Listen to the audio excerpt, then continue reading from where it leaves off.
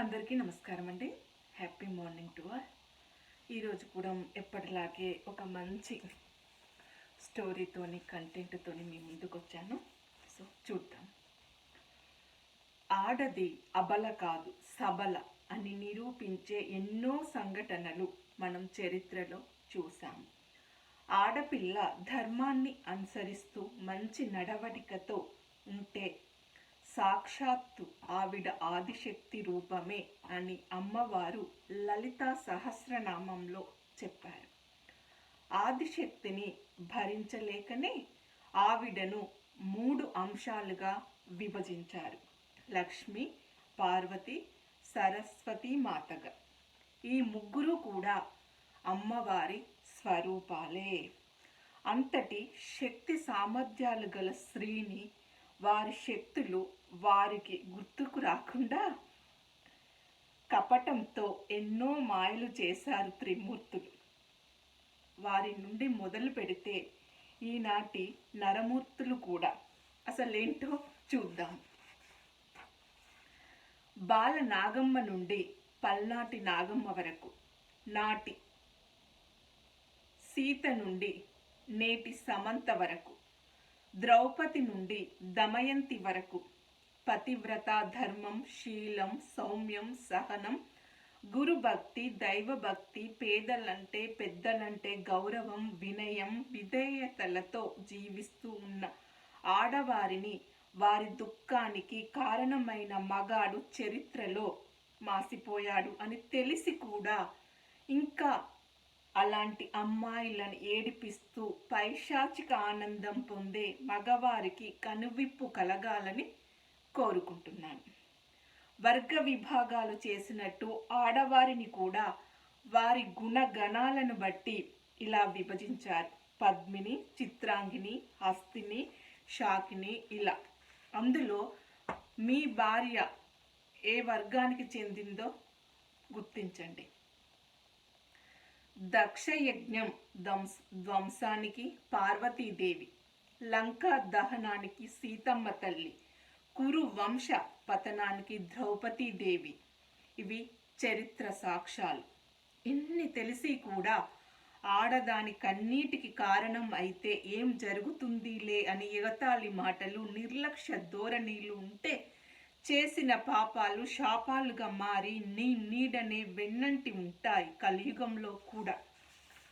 ఆడపిల్ల పుట్టుకే పెద్ద సవాలుతో కూడుకున్నది. అందరి అంగీకారం ఉంటేనే భూమిపైకి వస్తుంది, లేదంటే అబార్షన్ రూపంలో హత్య చేయబడుతుంది. బడికి వెళ్ళే వయసులో పలకా బలపం పట్టాల్సిన చేతుల్లో ఎంగిలి కంచాలు శుభ్రపరిస్తేనే అమ్మ ఒడి నుండి బడి ఒడికి వెళ్ళగలుగుతుంది. బడిలో ఎత్తిన తల దించుతూనే చదువుకోవాలి. అక్కడ చదువు పేరుతో కొందరి కీచక ఉపాధ్యాయుల చూపులు, తోటి స్నేహితుల మాటలు, ఎగతాళి చూపులు తప్పించుకుంటూ బడి చదువు పూర్తి చేస్తుంది. పెండ్లి పేరుతో భారం దింపుకోవాలనే తల్లిదండ్రులకు పెద్ద సమస్య తెస్తుంది పై చదువులు చదువుకోవాలని. అలా చదువు కోసం బయటికి వస్తారు ఆడపిల్లలు. వాళ్ళు ఎన్ని అడ్డంకులు ఎదుర్కొని వస్తారో తెలుసా? తల్లిదండ్రులు, కుటుంబం సభ్యులతో పోరాటం. వాళ్ళు ఒప్పుకుంటేనే పై చదువులకు బయటికి వస్తారు. ఇంటి పక్క వాళ్ళు, వాడవాళ్ళు, ఊరు వాళ్ళు, వాళ్ళందరిని దాటుకొని వస్తేనే మళ్ళీ ఆర్థిక సమస్యలు. వాటిని దాటుకొని వస్తేనే మగవారి వెర్రి చూపులు. మళ్ళీ వాటిని తట్టుకొని నిలబడితేనే మళ్ళీ ప్రేమ పేరుతో యాసిడ్ అరాచకాలు. వాటిని తట్టుకొని బయటపడితే పెండ్లి పేరుతో తన భవిష్యత్తును వదులుకోవాల్సి వస్తుంది. ఆ బాధ్యతలను నిర్వర్తించి తిరిగి చదువును ప్రారంభిస్తే ఎక్కడ తనకంటే ఎదిగిపోతుందో అని భర్తనే ఆవిడను నియంత్రించడం. అసలు ఆవిడ వ్యక్తిత్వం ఏంటి, ఆవిడ ఎందుకు చదువుకుంది, ఆవిడ కన్న కలలేంటి ఒక్కరికి పట్టదు. సంసార బాధ్యతలను కుటుంబంలో ఉంటూనే ప్రపంచంలో తమనకంటూ ఒక గుర్తింపును తెంచుకున్న ఎందరో మహిళలు ఉన్నారు. భార్యను మానసికంగా వేధించడం కాదు, వీలైతే మనోధైర్యాన్ని కలిగించండి. పని మీద బయటికి వెళితే పండడానికి వెళుతుంది అనే నీచపు ఆలోచనలను మానండి. అందరూ ఆడవాళ్ళు అలా ఉండరు. పైన చెప్పినట్టు పద్మిని, చిత్రాంగి, హస్తిని, శాకిని అని ఏ కోవకు చెందిన వారో మీ భార్యలు తెలుసుకోండి. ఉత్తమ స్త్రీ జాతి మగవారిని తన వైపు తిప్పుకోవాలని చూడదు. ఆవిడ తన లక్ష్యం, తన ఐడెంటిటీని కోరుకుంటుంది. ఉదాహరణకు ఇంద్రా నూయి, పల్కి శర్మ, రీతు కరిత ఇలాంటి ఆడవారు వాళ్ళ జోలికి ఎవరూ రారు. అసలు వారికి వాళ్ళ కెరియర్ తప్ప వేరే ఆలోచనలు ఉండవు. ఇలాంటి తల్లులను కూడా భర్తలు అనుమానిస్తే ఇంకా శాపాలు తప్పదు. దీని గురించి మీకు ఒక స్టోరీని చెప్తానండి. ఇది మహాభారతంలో ఉంది. ఏంటంటే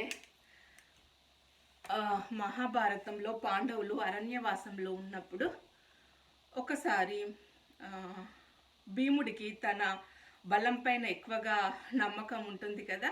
ఒంటరిగా అరణ్యం లోపల పొద్దున్నే ఎవరికి చెప్పకుండా, అన్నయ్యలకు చెప్పకుండా బయటికి వెళ్తాడు.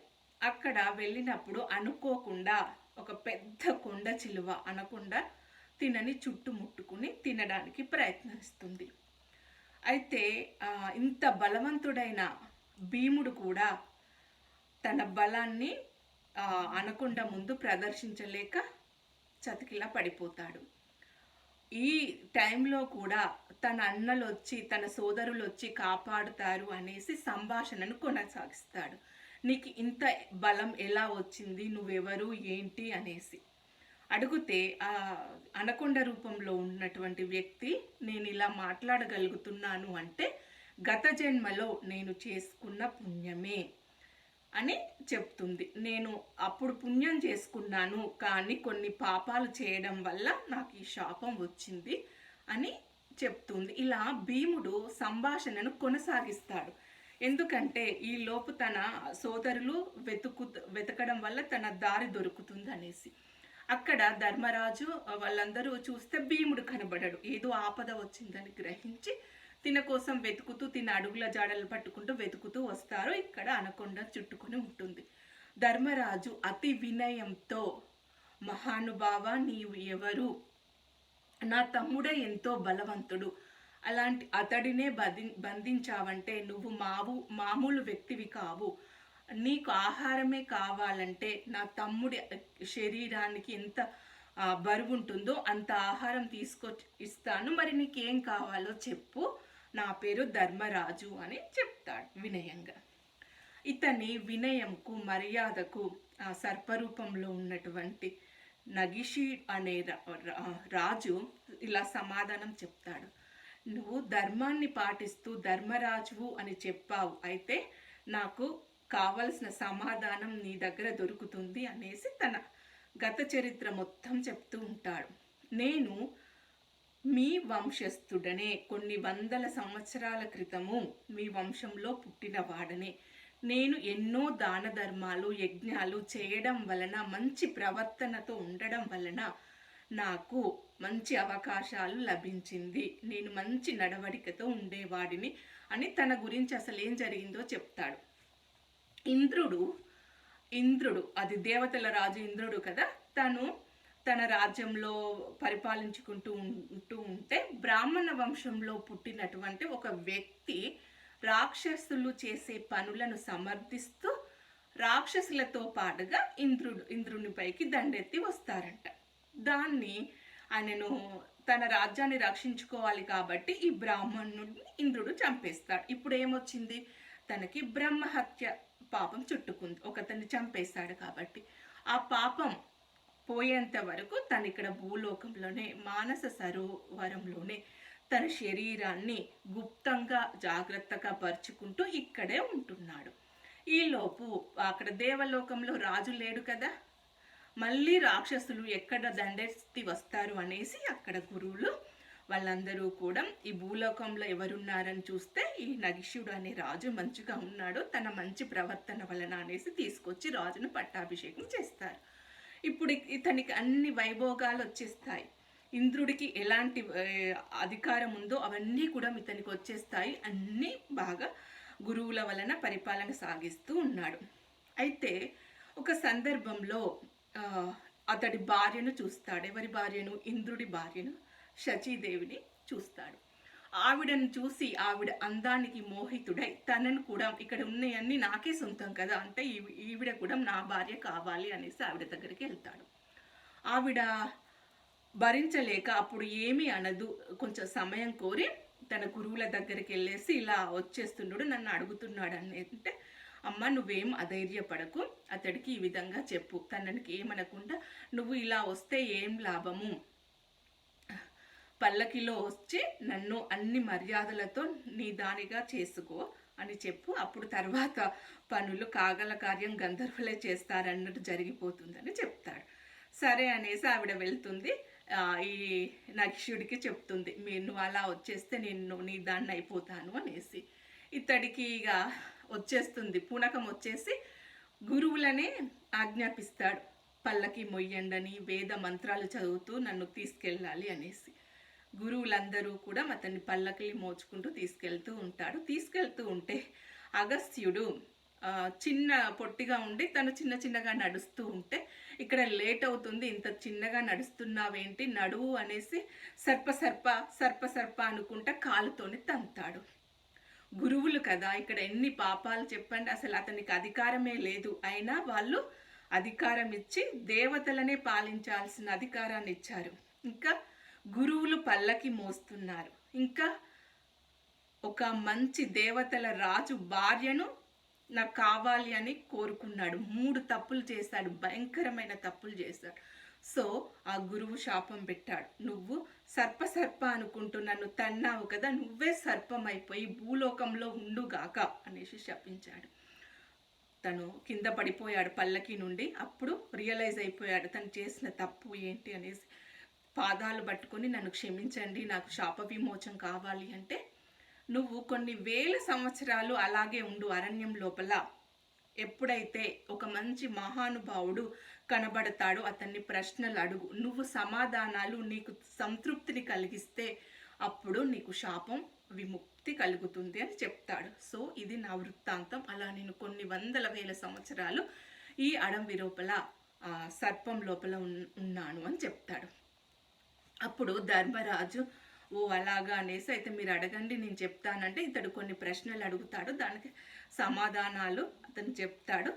దానికి సంతోషపడేసి నువ్వు చాలా చక్కగా చెప్పేశావు, ఇలా చెప్పడం వలన నా శాప విమోచనం అవుతుంది, నీ తమ్ముడు నీకు లభిస్తాడు అని చెప్తే ఇలా ఇద్దరికి ప్రాబ్లం సొల్యూషన్ అయిపోతుంది. చూసారా, ఇక్కడ మీకు ఒక ప్రాబ్లము 2 సొల్యూషన్స్ దొరికాయి, విన్ సిచ్యువేషన్. అలా ఆ శాప విమోచనం జరిగిపోయి అతడు రాజుగా మారిపోతాడు, భీముడిని అతనికి వదిలేస్తాడు. ధర్మరాజు వీళ్ళ అన్నదమ్ముల్లోకి వచ్చేస్తాడు, అతను రాజుగా తిరిగి వెళ్ళిపోతాడు. దీన్ని మన రియల్ లైఫ్లోకి అన్వయించుకుంటే మీకు ఏం తెలుస్తుంది చెప్పండి? భార్యాభర్తలు, ఆడ మగ భార్యాభర్తలైపోయి సంసార జీవితాన్ని సాగించినప్పుడు అప్పుడు career important, at a time పిల్లలు ఇంపార్టెంట్. ఎందుకంటే ఆఫ్టర్ 40 పిల్లలను కనలేదు ఆడవాళ్ళు, వాళ్ళని పెంచేంత ఓపిక కూడా ఉండదు. సో ఫస్ట్ ప్రిఫరెన్స్ భర్తకి ఇచ్చారనుకోండి, అప్పుడు తన కెరియర్ను కాన్సన్ట్రేషన్ చేస్తే తన కెరియర్లో సక్సెస్ అయిపోతారు.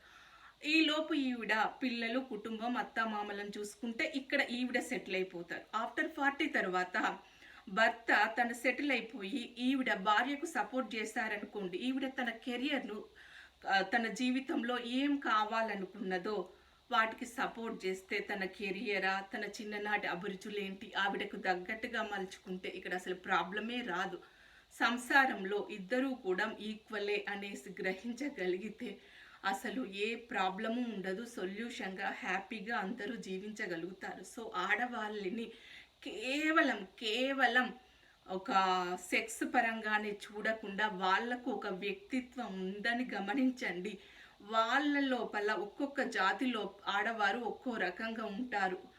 మీ భార్య ఏ కోవకు చెందిందో గ్రహించి ఆవిడకు సపోర్ట్ చేయండి. జీవితం లోపల ఎన్నో విజయాలు సాధించారు. అలాంటి వారిని మీరు స్ఫూర్తిగా చేసుకొని 10 మందిలో, సమాజంలో మంచి గౌరవము, పేరు ప్రఖ్యాతలు పొందాలని కోరుకుంటూ మీ Manjula Tumma. Thank you so much. Have a nice day. Take care. Bye.